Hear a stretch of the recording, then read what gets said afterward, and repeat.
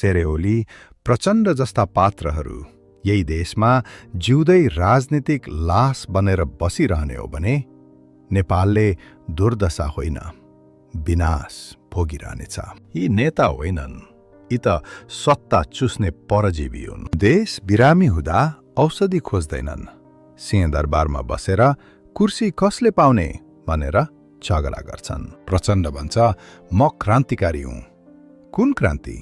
जनताको छोराछोरी मरेको, आफ्ना छोराछोरी अरबपति बनेको क्रान्ति। सेरेओली भन्छ म बिना देश चल्दैन। हो, चल्दैन।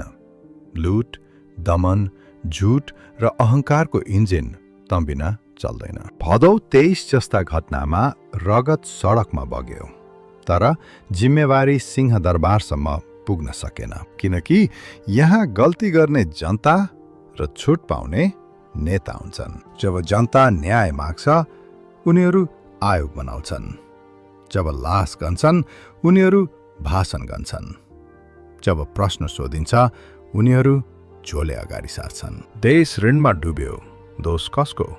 युवा विदेशमा बेचिए, दोष कसको? कानून कमजोर बन्यो, दोष कसको? उत्तर एउटै छ, यी सत्ता लोलुप बुढाहरूको। आज देश अगाडि बढेन, किनकि देश अगाडि हिँड्न खोज्दा यी पात्रहरू बाटो छेकेर बसेका छन्। अब स्पष्ट कुरा गरौँ, यी रहिरहेसम्म देश सुध्रिँदैन। नाम फरक, पार्टी फरक, तर चरित्र एउटै, लुट, झुट र सत्ताको नशा। अब सहनु देशद्रोह हो, अब चुप लाग्नु अपराध हो।